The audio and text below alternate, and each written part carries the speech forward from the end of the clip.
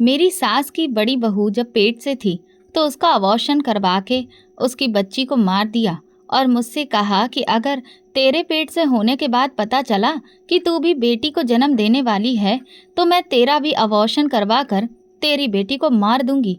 मुझे सिर्फ बेटा चाहिए। हमारे घर में सास का हुक्म चलता था, उसके बेटे उसके गुलाम थे।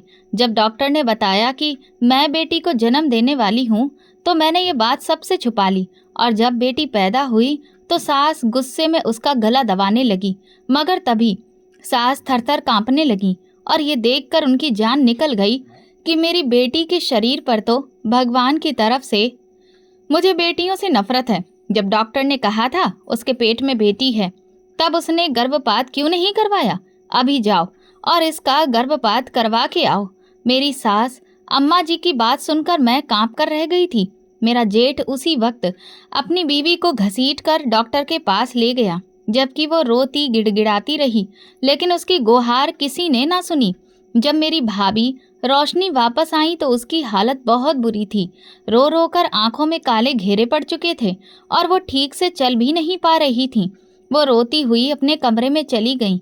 मैंने रात को डरते डरते अपने पति से इस बात का जिक्र किया कि उनको भी पता है या नहीं कि इस घर में क्या कुछ हो रहा है। जब मैंने रोशनी का जिक्र किया तो पति ने गहरी सांस लेते हुए कहा, हाँ मुझे सब पता है। फिर बोला, रोशनी के अल्ट्रासाउंड में पता चला था कि बेटी है, बस इसीलिए अम्मा जी के कहने पर बच्ची को जाया करवा दिया। उसकी बात पर मेरी रूह कांप गई। ये शब्द जैसे पत्थर बनकर गिरे और मेरी आंखों में आंसू आ गए। अगले रोज अम्मा जी ने मुझे बाजार चलने को कहा तो मैं खामोशी से उनके साथ बाजार चली गई। रास्ते में वो अलग अलग बहुओं के किस्से छेड़ती रहीं कि किस बहू ने बेटे पैदा किए और किसने घर की नाक कटवा दी। मैं सुनती रही और दिल में डर और गहरा होता गया। बाजार में एक दुकान पर अम्मा जी एक औरत से मिली। वो औरत अपनी बहू की शिकायत कर रही थी कि 5वीं बार भी बेटी हुई है। अम्मा जी ने उस पर भी ताना मारा, ऐसी बहुओं को तो घर से बाहर निकाल देना चाहिए। मेरी आंखों में आंसू भर आए, मगर मैंने नजरें झुका ली। हर तरफ एक ही संदेश था, बेटी पैदा करना गुनाह है। शाम को जब मैं छत पर गई तो रोशनी भाभी वहां पहले से मौजूद थी। वो अकेली बैठी चादर में लिपटी आसमान को देख रही थी। मैं दबे कदम उनके पास जाकर बैठ गई। कुछ देर बाद उन्होंने कहा, तुम्हें पता चल गया होगा ना? मैंने धीरे से सर हिलाया। उन्होंने करवट बदलते हुए हंसकर कहा, ये घर बेटियों का कातिल है ममता। यहाँ रहम सिर्फ बेटों के लिए है और बहू का काम है बस बेटे पैदा करना। मेरे होंठ कांपने लगे। रोशनी भाभी की बातों में तलखी थी, मगर सच्चाई भी थी। उसी वक्त अम्मा जी की आवाज़ गूंजी, ममता नीचे आकर दूध गर्म करो। मैं जल्दी से उठ खड़ी हुई। रोशनी ने जाते जाते बस इतना कहा, अपनी कोख की हिफाजत करना, यहाँ रहम नहीं मिलता। रात गए जब सब सो गए तो मैंने चुपके से अपने पलंग पर लेटे लेटे प्रार्थना की, हे भगवान मेरी इज्जत रखना, मुझे हिम्मत देना। दिल पर एक बोझ सा था। सच्चाई जानकर जैसे जिंदगी की मिठास खत्म हो गई थी। अब हर मुस्कुराहट के पीछे एक डर छुपा हुआ था। हर खुशी की उम्मीद एक साए में लिपटी दिखाई देती थी। सुबह हुई तो अम्मा जी की आवाज़ से आंख खुल गई। आंगन में खड़े होकर वो जोर जोर से हिदायत दे रही थी। रोशनी भाभी झुकी झुकी उनके हुक्म पर काम कर रही थी और मैं भी चुपचाप नीचे आकर उनके साथ लग गई। अम्मा जी की आवाज़ पूरे घर पर राज करती थी। उनकी मौजूदगी में कोई ऊंची आवाज़ में बात करने की हिम्मत नहीं करता था। ममता, बर्तन धोना सीख लो। बहू हो बहू, ससुराल में राज करने नहीं आई हो, सेवा करने आई हो। अम्मा जी ने ताने भरे लहजे में कहा। मैंने चुपचाप सर झुका लिया। यहाँ बोलने का हक किसी के पास नहीं था। सब कुछ अम्मा जी की मर्जी के मुताबिक चलता था। यहाँ तक कि घर के मर्द भी उनके सामने दबी जुबान में बात करते थे। खाने के बाद अम्मा जी ने आंगन में बैठकर अपनी खटिया के नीचे से एक पुराना संदूक निकाला। सब औरतों को बुलाकर बिठा लिया और पुरानी तस्वीरें और कागजात निकालकर दिखाने लगी। हर तस्वीर के साथ एक कहानी थी और हर कहानी में यही सबक था कि बेटे होना फक्र है और बेटियां बोझ। देखो, ये मेरी शादी के वक्त की तस्वीर है। उन्होंने एक ब्लैक एंड वाइट तस्वीर दिखाते हुए कहा। मेरे ससुर ने कहा था, बेटा पैदा ना किया तो दरवाजा दिखा देंगे। मैंने उनके कहने पर 2 बेटे पैदा किए, कभी बेटी का नाम भी जुबान पर नहीं लाई। सबने हाँ में हाँ मिलाई। रोशनी ने खामोशी से नजरें नीचे कर ली। मैंने एक पल को सोचा कि अम्मा जी किस कदर फक्र से ये सब सुना रही थीं, जैसे बेटियों को ना पैदा करना कोई इनाम हो। शाम को मोहल्ले में एक पूजा थी। अम्मा जी ने हमें साथ ले जाना जरूरी समझा। पूजा में कई औरतें जमा थीं। बातों बातों में एक औरत ने बताया कि उसकी बहू ने दूसरी बार भी बेटी पैदा की है। अम्मा जी ने फौरन तेज लहजे में कहा, ऐसी बहू के तो पांव में जंजीर डाल देनी चाहिए। बेटियों का बोझ कौन उठाएगा भला। लोग कह कहे लगाकर हंसने लगे। मैं चुप बैठी सब सुन रही थी। रोशनी भाभी की नजरें मेरी नजरों से मिली। दोनों आंखों में एक सा डर था। रात को वापसी पर रास्ते में अम्मा जी ने कहा, ममता याद रखना, हमारी इज्जत बेटों से है। इस घर में बेटियों की कोई जगह नहीं। तेरे जिम्मे भी यही फर्ज है। मैंने खामोशी से सर झुका लिया। जुबान जैसे गूंगी हो गई। घर पहुंचकर मैं अपने कमरे में आई तो पति पहले से मौजूद था। वो बिस्तर पर आधा लेटा हुआ था। मैंने चुपचाप साड़ी का पल्लू ठीक किया और धीरे से पूछा, क्या बेटियां वाकई इतनी बुरी होती हैं? उसने हंसकर कहा, बेटियां तो बोझ हैं। आजकल के जमाने में तो उनकी पैदाइश ही मुसीबत है। दहेज, इज्जत का डर और फिर जिंदगी भर की फिक्र। बेटा हो तो घर का वारिस कहलाता है। मैंने चुप होकर तकिए पर सर रख लिया। मेरे कानों में अम्मा जी की सख्त बातें गूंज रही थीं। दिल चाहा कि किसी से पूछूं, क्या भगवान ने बेटियों को लक्ष्मी और सरस्वती कहकर गलत कहा था? अगले दिन अम्मा जी ने घर के काम बांटे। रोशनी भाभी को सबसे भारी काम दे दिए, फर्श धोना, कपड़े धोना और फिर छत पर सूखे कपड़े उतारना। मैंने आगे बढ़कर कुछ मदद करने की कोशिश की तो अम्मा जी ने झाड़ दिया, तुम अभी मत करो, आराम करो, रोशनी को काम की आदत है। रोशनी ने खामोशी से झुककर कपड़े उठा लिए। मैंने देखा उसकी कमर जैसे टूटने को आई हो, मगर उसके होंठ सिल चुके थे।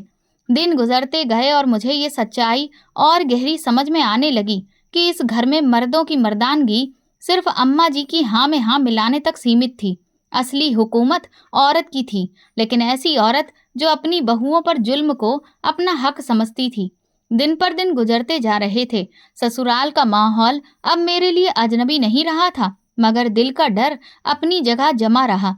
हर दिन कुछ ना कुछ ऐसा हो जाता कि दिल की दीवारें और कमजोर पड़ जाती। अम्मा जी का हुक्म चलता रहा।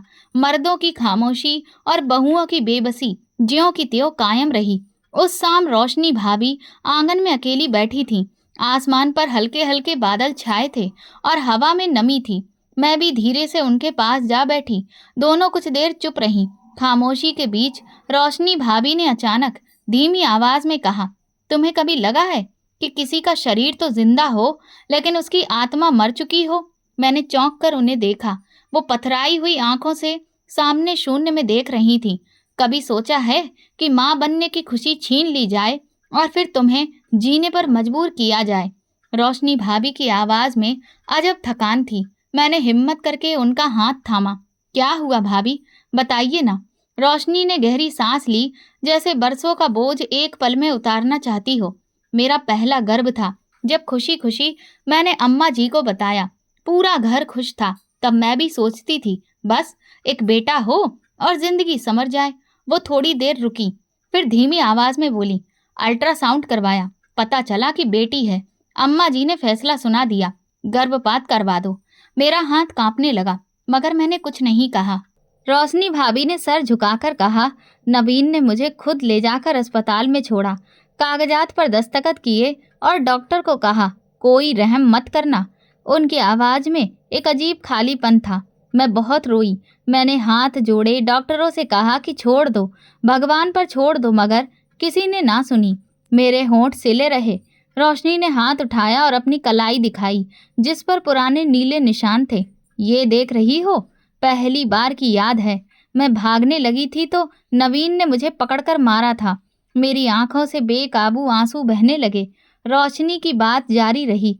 दूसरी बार जब उम्मीद से हुई तो मैंने अम्मा जी से छुपाकर रखा। दिल में प्रार्थना करती रही कि शायद बेटा हो। जब 7वां महीना आया तो अम्मा जी को खबर लग गई।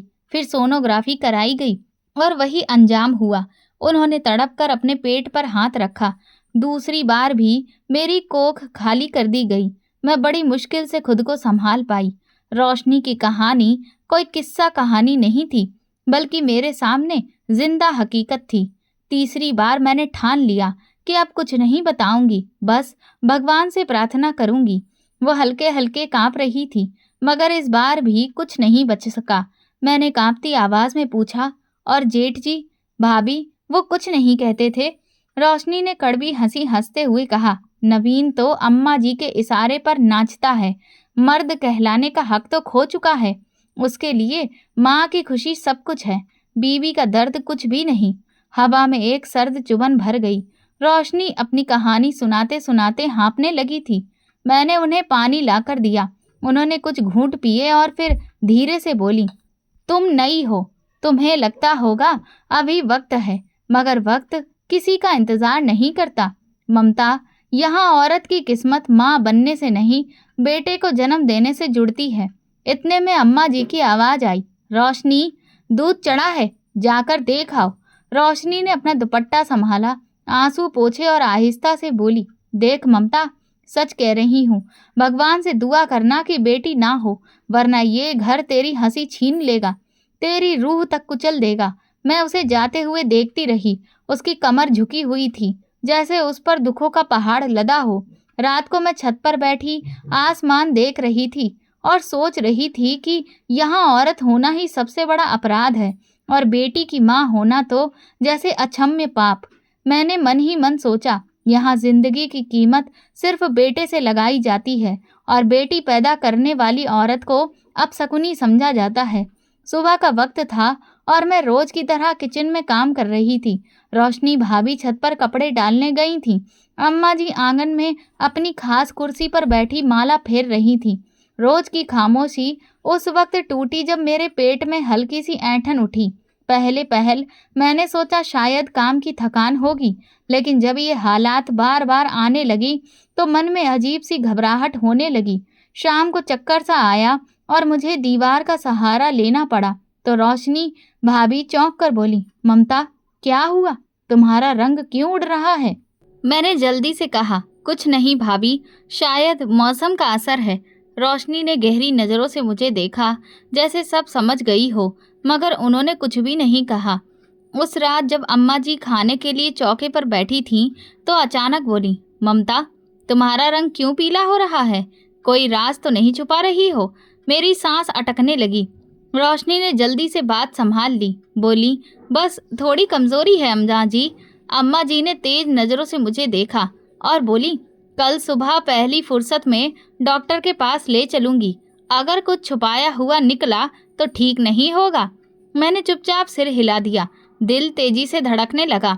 अगली सुबह अम्मा जी मुझे साथ में लेकर एक छोटे से क्लिनिक पर गईं। उस क्लिनिक पर बैठी डॉक्टर ने जब कागज पर दवाइयाँ लिखते हुए हल्की मुस्कान दी तो अम्मा जी सब समझ गईं।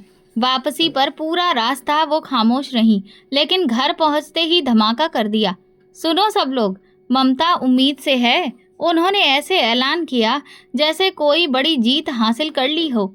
रोशनी भाभी किचन से निकल कर आईं और मेरी तरफ देखकर मुस्कुराईं, मगर उनकी मुस्कुराहट में भी छिपा हुआ डर साफ झलक रहा था।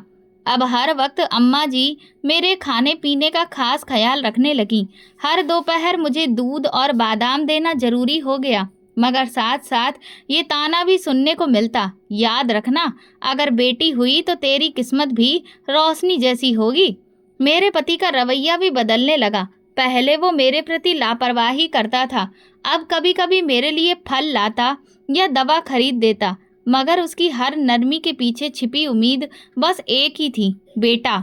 2 दिन बाद अम्मा जी मुझे अल्ट्रासाउंड के लिए शहर के बड़े क्लिनिक ले गईं। गाड़ी में बैठते ही बोली, ध्यान रखना, अगर रिपोर्ट में कुछ गलत निकला तो मैं खुद फैसला करूंगी कि आगे क्या करना है।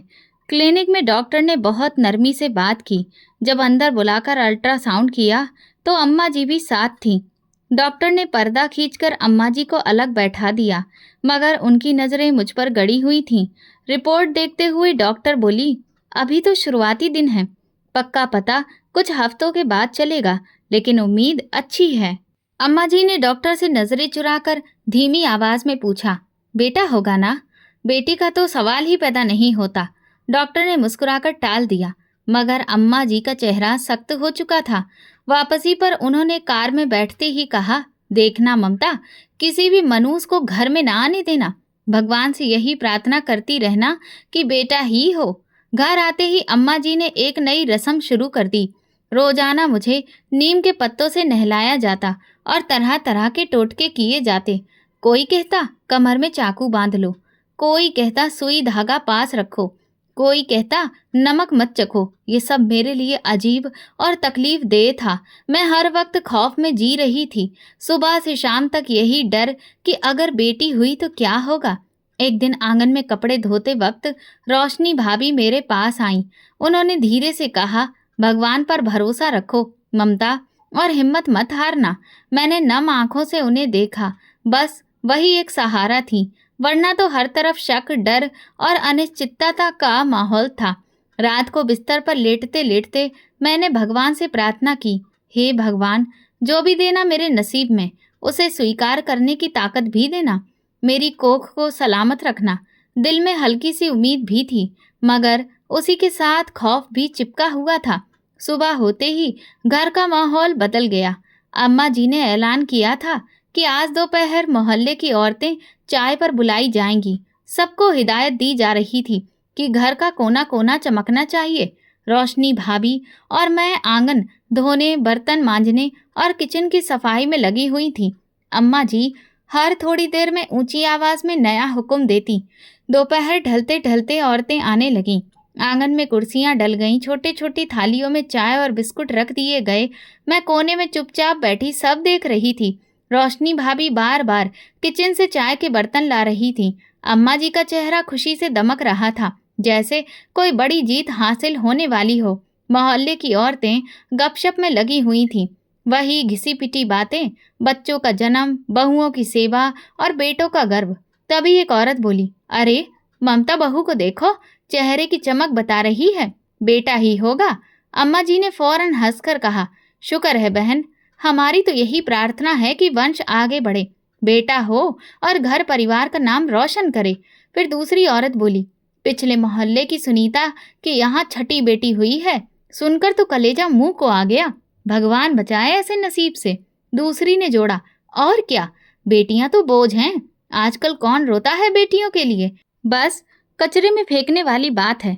बात खत्म। उनकी बातें सुनकर मेरा दिल कसकर जकड़ गया। तभी रोशनी भाभी किचन से बाहर आई तो हमारी नजरें मिली। उनकी आंखों में भी वही डर साफ झलक रहा था। तभी अम्मा जी ने ऊंची आवाज में कहा, मैं तो कहती हूँ, अगर खुदा ना खास्ता ममता ने बेटी पैदा कर दी ना, तो वो बच्ची कचरे के ढेर पर फेंक दी जाएगी। हमारे घर में ऐसी औलाद की कोई जगह नहीं। उनका लहजा सख्त और बेरहम था। पल भर के लिए पूरे माहौल में सन्नाटा छा गया।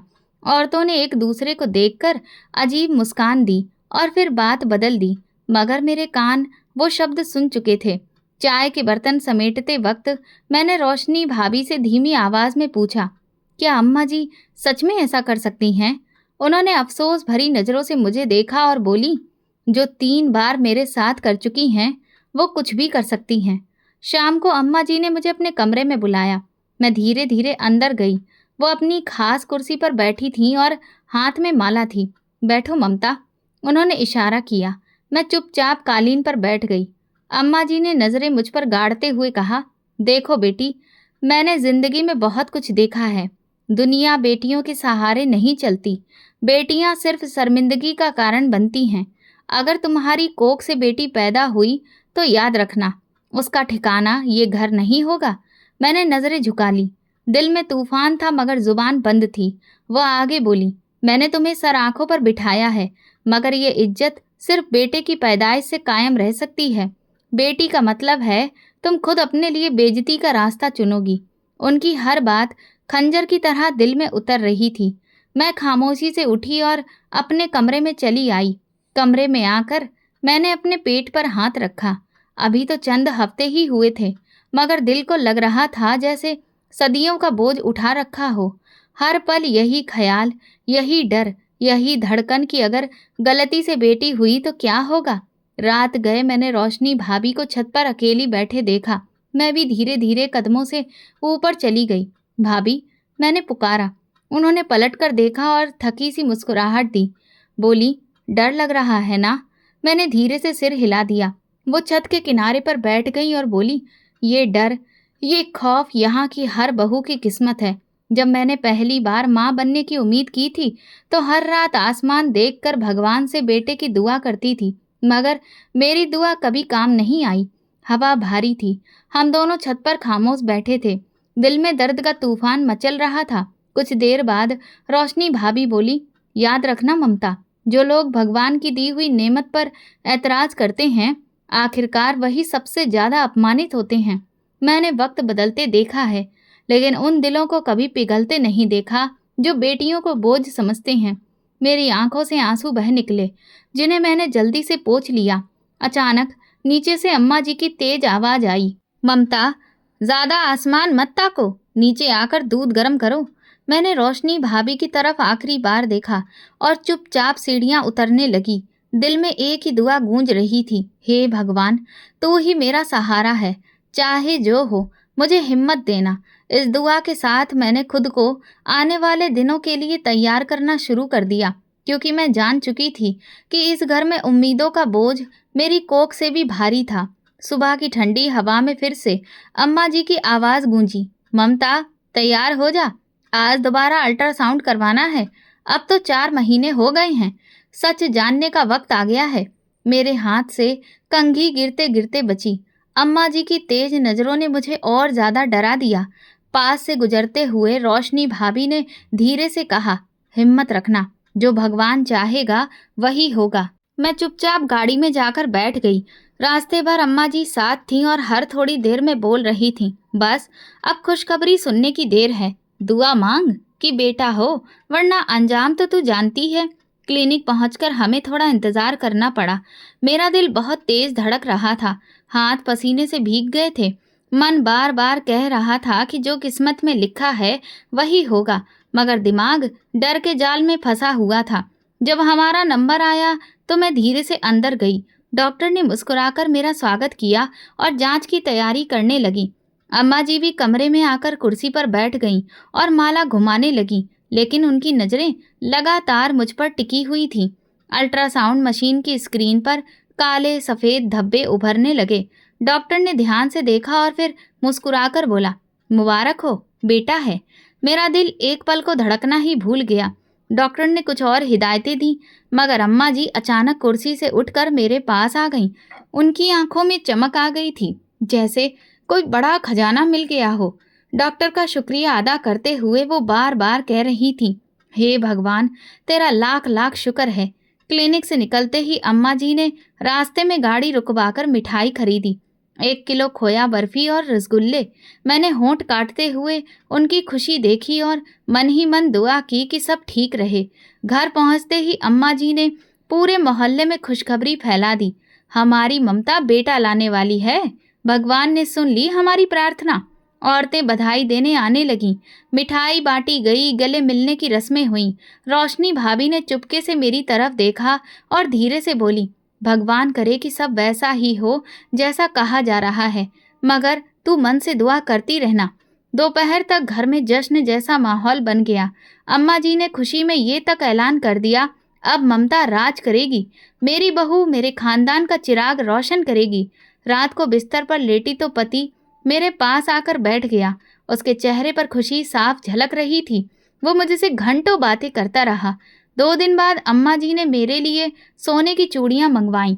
उन्हें पहनाते हुए बोली, ये तो बस शुरुआत है, जब बेटा पैदा होगा तो तुझे सोने का हार पहनाऊंगी। पूरे घर में मेरी सेवा हो रही थी। सारे काम रोशनी भाभी पर डाल दिए गए थे। अम्मा जी दिन में कई बार आकर मेरे खाने पीने, सोने जागने और दवाइयों का ख्याल रखती, मगर हर वक्त उनके ताने जहर घोल देते थे। याद रखो ममता, अगर भगवान न करे कोई धोखा हुआ तो रहम की उम्मीद मत रखना। उनके ये शब्द सुनकर मैं और ज़्यादा डर जाती। एक रात मैं छत पर टहल रही थी। सर्दी की हल्की हल्की हवा चल रही थी।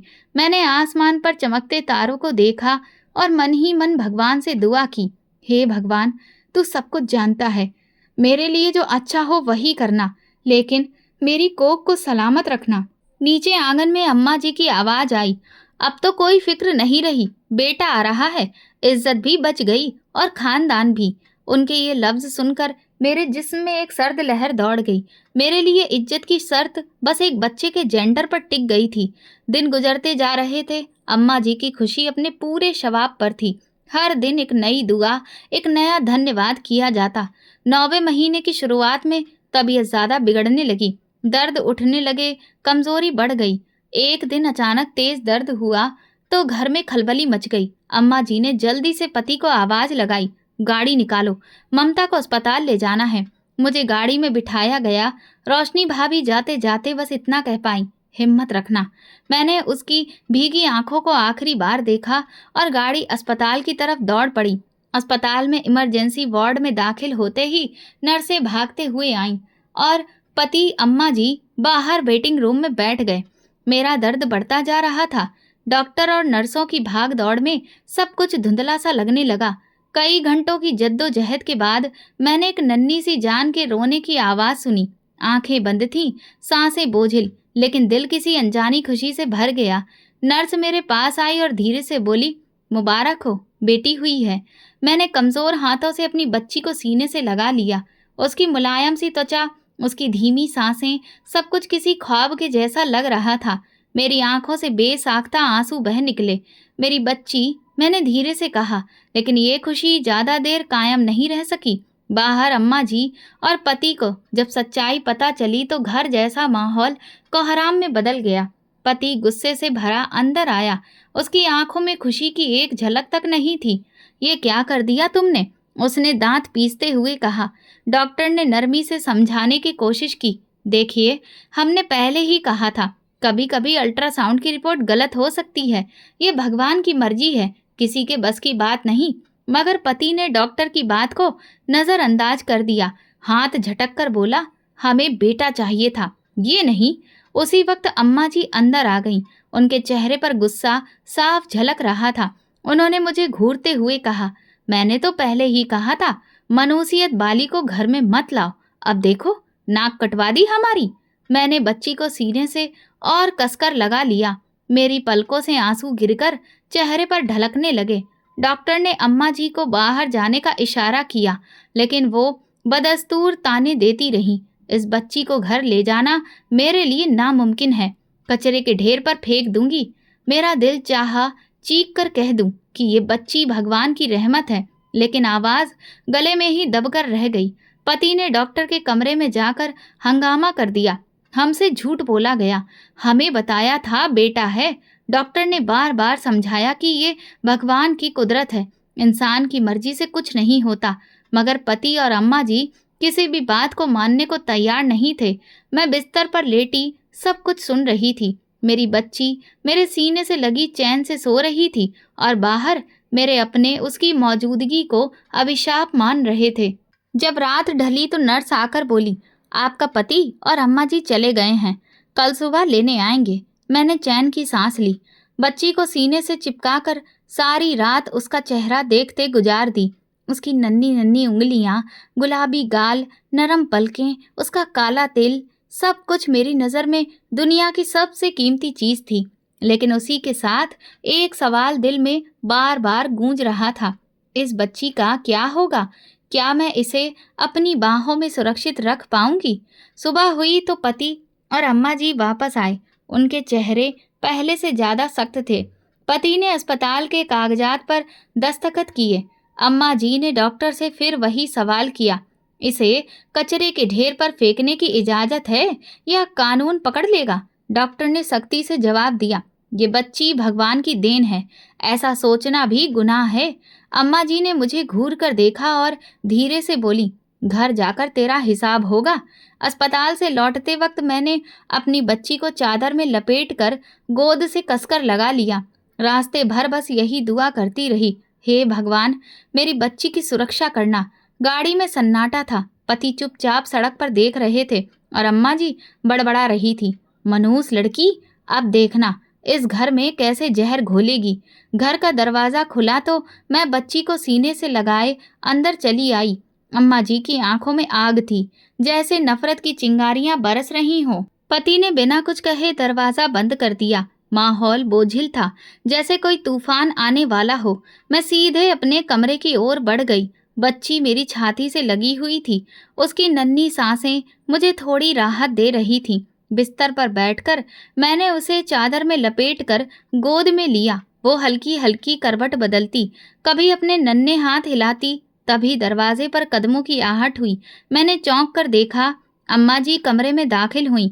उनके पीछे पति भी थे। अम्मा जी बोली, चलो बच्ची दो। मैंने घबराकर उसे और पास कर लिया। क्या मतलब अम्मा जी? ये मेरी बेटी है। उनके चेहरे पर खौफनाक मुस्कान थी। ये तेरे पास नहीं रहेगी, अब इसे बाहर फेंका जाएगा। बोला था ना, मनुष्यत घर में नहीं चाहिए।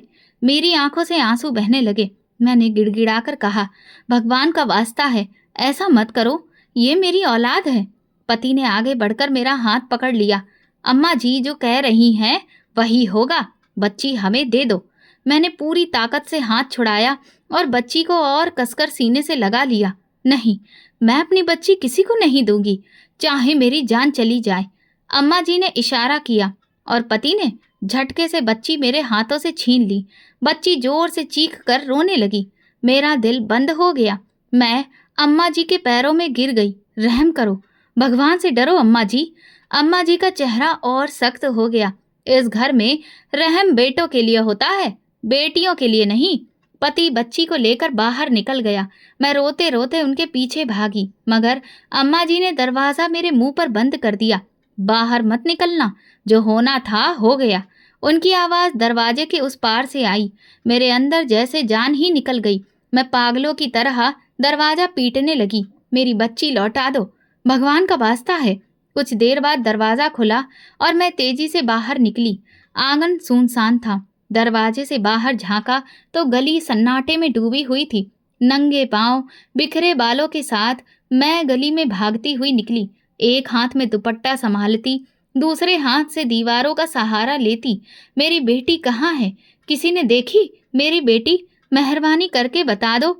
हर रास्ते से जाने वाले से पागलों की तरह पूछती। चंद राहगीर हैरत से मुझे देखते, मगर कोई मदद के लिए आगे ना आया। कुछ औरतें दरवाजों से झांक कर हंसती रहीं। कुछ मर्दों ने सर झुकाकर रास्ता बदल लिया। मैं गली के नुक्कड़ पर पहुंची तो एक बूढ़ी औरत मिली। मैंने हांफते हुए उनके सामने हाथ जोड़कर कहा, मेरी बेटी कहीं देखी है?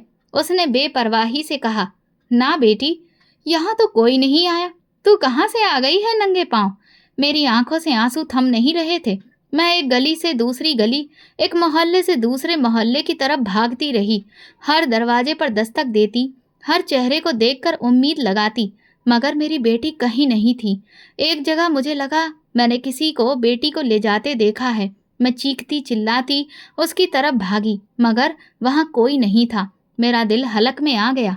कदम लड़खड़ाने लगे। घुटनों के बल सड़क पर गिरकर मैंने आसमान की तरफ देखा। हे भगवान, मेरी बेटी, मुझे मेरी बेटी लौटा दे। रात हो चली थी। सड़कों पर अंधेरा फैलने लगा। लोग अपने घरों को लौट रहे थे। मैं तन्हा, थकी हुई, लुटी हुई एक कोने में बैठी अपनी हिचकियों को दबा रही थी। कुछ देर बाद मैंने हिम्मत जमा की और फिर गलियों में पागलों की तरह बेटी को ढूंढने निकल पड़ी। रात के पिछले पहर जब हवाएं ठंडी हो गईं और पूरा मोहल्ला अंधेरे में डूब गया था, मैं अभी भी अपनी बेटी को तलाश कर रही थी। हर दीवार पर, हर नुक्कड़ पर, हर साए में मुझे अपनी बेटी की मासूम चीखें सुनाई देती, मगर वो कहीं नहीं थी। गलियों की खाक छानने के बाद जब हिम्मत और उम्मीद दोनों साथ छोड़ गईं, तो मैं निडाल होकर वापस घर लौटी। दरवाज़ा खुला था, मगर आंगन सुनसान। ना कोई आवाज़, ना कोई आहट। दिल में एक आखिरी उम्मीद की चमक लिए मैं कमरे कमरे बेटी को तलाश करती रही, लेकिन हर जगह खाली थी। मेरी बेटी कहीं नहीं थी। अम्मा जी अपने कमरे में थीं, चेहरे पर एक अजीब इत्मीनान। मैंने भागकर उनके कदमों में गिरकर कहा, अम्मा जी, भगवान का वास्ता है, मेरी बेटी वापस कर दो। उन्होंने माला हाथ में घुमाते हुए कहा, जिस भगवान से डरती थी उसी से मांग ले, अब हम पर बोझ डालने की कोशिश मत कर। मैंने पति से पूछा, हाथ जोड़कर रोई, कहाँ ले गए हो मेरी बेटी को? उसने ठंडी आवाज में जवाब दिया, जो होना था हो गया, अब बेकार सवालों से तंग मत कर। इन अल्फाजों ने मेरा कलेजा चीर दिया। मैं समझ चुकी थी, मेरी बेटी मुझसे हमेशा के लिए छीन ली गई है। दिन महीनों में बदल गए, जख्म तो भरने का नाम ही नहीं लेते थे, लेकिन वक्त का पहिया रुका नहीं। 1 साल बाद भगवान ने मुझे दोबारा माँ बनने की खुशखबरी दी। अम्मा जी को जब पता चला तो खुश हो गईं, मगर उनका पहला सवाल वही था, बेटा होगा ना? इस बार वक्त के साथ साथ अल्ट्रासाउंड ने साफ कर दिया कि इस बार बेटा था। अम्मा जी ने मोहल्ले भर में मिठाई बांटी, हर दिन पूजा पाठ करवाए, मेरे लिए अलग कमरा सजा दिया गया। हर तरफ जश्न का माहौल था। 9 महीने की दुआओं और पूजा के बाद मैंने एक सेहतमंद बेटे को जन्म दिया। अम्मा जी ने हाथों हाथ लिया। पति ने पहली बार मुस्कुराकर मेरी तरफ देखा। सबने मुझे सराहा कि अब मैं अपनाने के काबिल बहू बन गई थी, लेकिन मेरी आत्मा में वो खालीपन अभी भी मौजूद था, जिससे कोई खुशी भर नहीं सकती थी। 2 साल बाद भगवान ने मुझे दूसरा बेटा भी दिया। फिर वही खुशियाँ, फिर वही जश्न, फिर वही सोने की चूड़ियाँ और नए कपड़े। बेटों के आने से मेरा रुतबा तो कुछ बढ़ गया था, मगर दिल का वो कोना जहाँ मेरी पहली बेटी की याद बसी थी, वो कभी आबाद ना हो सका। मैं अक्सर रात को छुपकर रो लेती, छत पर जाकर आसमान की तरफ देखती और धीरे से बोलती, मेरी पहली बेटी, कहाँ हो तुम? कैसी हो तुम? मेरा बड़ा बेटा बड़ा होने लगा। अम्मा जी ने उसे हाथों हाथ लिया। हर फरमाइश पूरी होती, हर जिद पूरी की जाती। पढ़ाई लिखाई की किसी को परवाह नहीं थी, अच्छे संस्कार की किसी को फिक्र नहीं थी। अम्मा जी के लाड़ प्यार ने उसे बिगाड़ दिया। शुरू की क्लासों के कुछ साल निकालने के बाद वो स्कूल जाना ही छोड़ बैठा। अम्मा जी कहती थी, बेटों को पढ़ाकर क्या करना है? कारोबार कराएंगे, नाम रोशन करेंगे। पति भी माँ के नक्शे कदम पर था। उसके लिए भी बेटा बस घर का सहारा था। जैसे जैसे वक्त गुजरता गया, मेरे बेटे की जिदें बढ़ती गईं। अब वो अम्मा जी के सामने भी ऊंची आवाज में जवाब देने लगा था। कभी कभी गालियां भी दे बैठता। अम्मा जी चुप हो जाती, कुछ नहीं कहती। एक दिन अम्मा जी आंगन में बैठी थी, तभी मेरा बड़ा बेटा बाहर से आया। उसके हाथ में सिगरेट थी, आंखें लाल थीं। अम्मा जी ने पूछा, कहाँ थे इतनी देर तक? वो अकड़ कर बोला, तेरी इजाजत की जरूरत नहीं अम्मा, अपनी मर्जी का मालिक हूँ। अम्मा जी का चेहरा पीला पड़ गया। मैं कोने में खड़ी सब देख रही थी। दिल में एक अजीब सा दर्द हुआ। जिस बेटे पर कभी फक्र था, वही अब गुरूर बन गया था। उसी शाम उसने घर के दरवाजे पर शोर मचा दिया। गली में उसकी आवाजें गूंजने लगीं। मोहल्ले वाले इकट्ठा हो गए। सब कह रहे थे, यही वो बेटा है जिसके लिए ममता की बेटी को ठुकरा दिया गया था। अम्मा जी की आंखों में पहली बार शर्मिंदगी साफ नजर आई, मगर अब वक्त हाथ से निकल चुका था। एक रात घर में सन्नाटा था। मैं अपनी पुरानी अलमारी से छोटे छोटे कपड़े निकाल कर बैठ गई। वो कपड़े जो मैंने कभी अपनी पहली बेटी के लिए खरीदे थे। एक नन्ही सी जुराब हाथ में ली और दिल से आह निकली, काश तू आज मेरे साथ होती। मेरी आंखों में आंसू भर आए। घर में बेटा था, मगर उसका होना भी मेरे दिल की तन्हाई मिटा न सका। कुछ दिन बाद एक सुबह अम्मा जी को अचानक सीने में जोर का दर्द उठा। मैं बच्चों के कमरे में थी, तभी उनकी कराह सुनकर भागी। देखा तो अम्मा जी बिस्तर पर हाथ सीने पर रखकर तड़प रही थीं। मैंने फौरन पति को बुलाया। बड़ी मुश्किल से उन्हें गाड़ी में डालकर शहर के बड़े अस्पताल ले जाया गया। इमरजेंसी में ले जाते ही नर्सें और डॉक्टर दौड़कर उनका इलाज करने लगे। पति परेशान खड़ा था और मैं भगवान से दुआ मांगती अस्पताल के कोने में बैठी थी। थोड़ी देर बाद एक नर्स आई और बोली, दिल के स्पेशल डॉक्टर आ रही हैं, वही आगे इलाज देखेंगे। कुछ वक्त गुजरा तो सफ़ेद कोट में एक नौजवान औरत अंदर आई। उसकी चाल, उसका आत्मविश्वास और आंखों की चमक कुछ जानी पहचानी लगी। वो सीधी अम्मा जी के बेड तक गई। मैंने चौंक कर उसे देखा। उसके नैन नक्श मेरी शक्ल से मिलते जुलते थे। डॉक्टर ने अम्मा जी की रिपोर्ट देखी और नरमी से कहा, घबराइए मत, हम आपका अच्छा इलाज करेंगे। अम्मा जी ने नींद भरी आंखों से हल्का सा सिर हिलाया। पति भी पास खड़ा था और डॉक्टर को गौर से देख रहा था, जैसे कोई भूली हुई याद ढूंढ रहा हो। जब डॉक्टर पीछे हटी तो मैं हिम्मत करके उसके पास गई और धीरे से पूछा, बेटा तुम्हारा नाम क्या है? डॉक्टर ने मुस्कुराकर कहा, मेरा नाम आराध्या है। डॉक्टर आराध्या, ये नाम सुनकर मेरे दिल में अजीब सी कसक उठी। मैंने अनजाने में उसकी कलाई देखी। वहाँ एक मोटा काला तिल था, वही तिल जो मैंने अपनी पहली बेटी के हाथ पर देखा था। मेरे कदम कांपने लगे। दिल चीख कर बोला, यही वो है। मैंने कांपते लबों से पूछा, बेटा तुम्हारे माँ बाप कौन हैं? उसने मुस्कुराकर कहा, मुझे बचपन में एक बे-औलाद जोड़े ने गोद लिया था। उन्होंने बताया था कि मुझे कचरे के ढेर से उठाया गया था। वही मेरे सब कुछ हैं। आज जो भी हूँ उन्हीं की बदौलत हूँ। मेरी आंखों से आंसू रुक न सके। मैंने चेहरा दोनों हाथों से ढक लिया। सामने खड़ी ये पढ़ी लिखी खूबसूरत लड़की मेरी ही खोई हुई बेटी थी, जिसे किसी ने बेरहमी से ठुकरा दिया था। उसी वक्त अम्मा जी ने नींद में आंखें खोली। आराध्या उनके पास बैठ गई और उनका हाथ पकड़कर बोली, घबराइए मत अम्मा जी, अब आप सुरक्षित हाथों में हैं। अम्मा जी ने आराध्या के हाथ पर नजर डाली। तिल देखते ही उनके चेहरे का रंग बदल गया। ये अम्मा जी हकलाते हुए कुछ कहना चाहती थी, मगर अल्फाज गले में अटक गए। पति ने भी आराध्या को गौर से देखा। शायद दिल के किसी कोने में पछतावे ने सिर उठा लिया था। आराध्या ने हंसकर कहा, क्यों अम्मा जी, हैरान हो गई? जिंदगी कभी कभी बड़े उलटफेर दिखाती है। जिन्हें हम बोझ समझकर छोड़ देते हैं, वही आगे चलकर हमारी उम्मीद बन जाते हैं। अम्मा जी का हाथ कांपने लगा, आंखों से आंसू बह निकले। मैंने आगे बढ़कर आराध्या का हाथ थामा। बेटा, मेरी आवाज़ भर्रा गई, तू ही है मेरी आराध्या, मेरी खोई हुई आराध्या। आराध्या ने मेरी तरफ देखा, चंद लम्हों के लिए खामोश रही, फिर धीरे से बोली, माँ होना सिर्फ जन्म देने से नहीं होता। परवरिश, मोहब्बत, कुर्बानी, ये सब एक औरत को माँ बनाते हैं। मेरे आंसुओं का बांध टूट गया। अस्पताल के कमरे में एक अजीब सी खामोशी छा गई। अम्मा जी अपने बिस्तर पर लेटी रहीं। उनके चेहरे पर शर्म और पछतावे की लकीरें साफ नजर आ रही थीं। रात को जब सब लोग बाहर निकले, आराध्या मेरे पास आई, बोली, मैं जानती हूँ, कुछ रिश्ते खून के होते हैं, कुछ एहसास के। आपने जो दर्द सहा है, शायद वो मेरी आत्मा ने महसूस किया हो, इसलिए मैं आज यहाँ हूँ।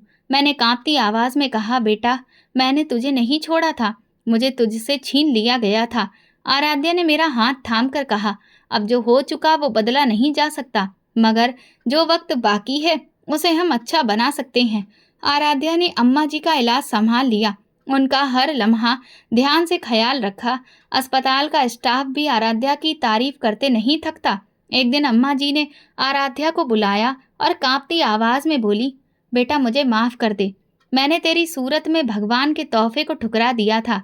आज देख, जिन बेटों पर फकर था वही मुझे छोड़ गए, और तू जिसे मैंने दुत्कारा वही मेरी जिंदगी बचा रही है। आराध्या ने मुस्कुराकर कहा, भगवान माफ़ करने वाला है अम्मा जी, हम भी माफ़ कर सकते हैं। अम्मा जी फूट फूट कर रोने लगी। मैं दरवाजे के पास खड़ी ये मंजर देख रही थी। दिल में एक अजीब सा सुकून था, जैसे बरसों का बोझ एक पल में हल्का हो गया हो। अम्मा जी ने एक दिन आंखें खोली तो सबसे पहले आराध्या नजर आई। उनके होंठों से बेसाख्ता निकला, बेटा। आराध्या ने तुरंत उनका हाथ पकड़ लिया। अम्मा जी, मैं यही हूँ। अम्मा जी की आंखों से मोटे मोटे आंसू बहने लगे। मैं जालिम थी, जाहिल थी, मुझसे बड़ी पापिन कोई नहीं। उनकी आवाज़ टूट रही थी। मैंने तो इंसानियत को भी शर्मसार कर दिया। आराध्या ने नरमी से कहा, मुझे खुशी है कि आपको अपनी गलती का एहसास हुआ है। ये सुनते ही अम्मा जी का सब्र टूट गया। वो जार जार रोने लगी। मैंने देखा उनका पूरा जिस्म हिचकियों से कांप रहा था। आराध्या ने उनका हाथ कसकर थामा, जैसे एक असली बेटी अपनी माँ का सहारा बनती है। कुछ ही दिनों में अम्मा जी की तबीयत पहले से बेहतर हो गई।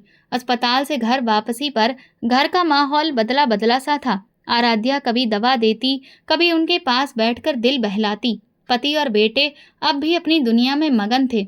उनके लिए अम्मा जी की बीमारी और सेहत दोनों का कोई मतलब नहीं था। एक दिन मैं आराध्या के साथ देर तक बातें करती रही। मैंने उसका बचपन पूछा, उसके ख्वाबों के बारे में जाना। वो बड़ी खुशी से सब कुछ बताती रही। बोली, माँ, मैंने सोचा भी नहीं था कि मेरी असल माँ मुझे कभी मिलेंगी, लेकिन दिल के किसी कोने में हमेशा खालीपन रहा। आज समझ आया कि वो खालीपन क्यों था। मैंने नम आंखों से उसका हाथ थामा और कहा, बेटी, मैं हर पल तेरी कमी में जीती रही, तेरे बिना हर खुशी अधूरी थी। आराध्या ने हंसकर कहा, अब हम एक दूसरे के साथ हैं। ये सब भगवान की मर्जी से हुआ है। वक्त के साथ अम्मा जी की हालत और बेहतर होती चली गई। आखिरी दिनों में वो आराध्या को बार बार अपने पास बुलाती, उसके हाथ पकड़कर माफी मांगती। बेटी, मैंने तेरी माँ को भी दुख दिया और तुझे भी, मुझे माफ कर दे। आराध्या हर बार उनके हाथ पकड़कर कहती, अम्मा जी, मैंने आपको दिल से माफ कर दिया है। एक शाम अम्मा जी ने आखिरी बार आराध्या का हाथ थामा और धीरे से कहा, भगवान की नेमत की नाशुक्री ने मेरी दुनिया और मुक्ति बर्बाद कर दी। ये उनके आखिरी शब्द थे। चंद लम्हों बाद वो इस दुनिया से चली गईं।